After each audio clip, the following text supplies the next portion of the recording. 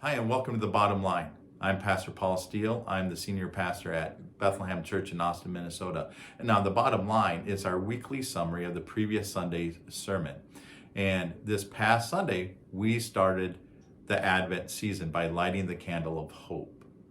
And during Advent, we are doing a sermon series to go along with it, entitled The Gifts, as we look at the different gifts that we receive from God through Jesus.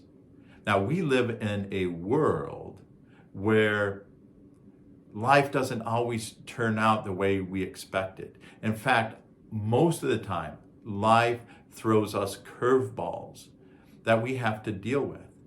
And some of the time, those curveballs, those things that come at us unexpectedly, are things like disappointment and tragedy and unrealized expectations. Life doesn't turn out the way that we had hoped that it would. And that can bring a lot of discouragement, a sense of hopelessness in our life. So as those who follow Jesus, where do we turn to for hope?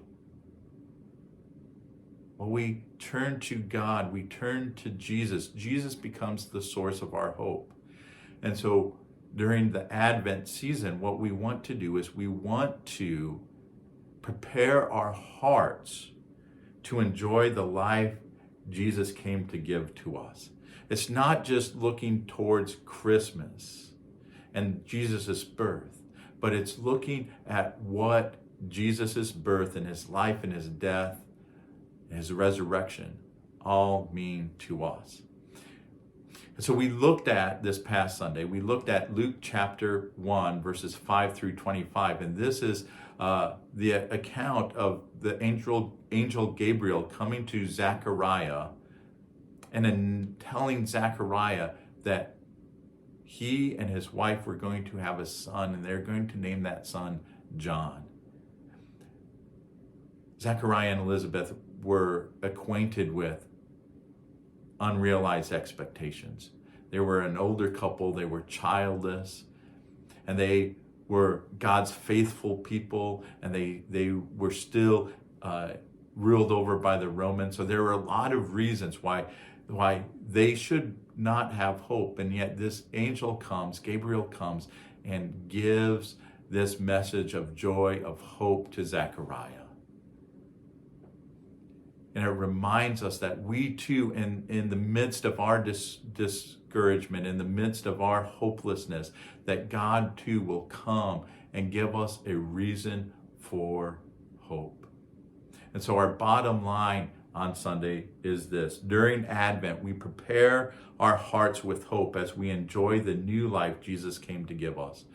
We prepare our hearts with hope. We look at the reasons why we have hope, and that works in our heart, and it helps us overcome that discouragement that we might have there. And our challenge is this: to give to God the worries and cares we are holding on that prevent us from living a life of hope.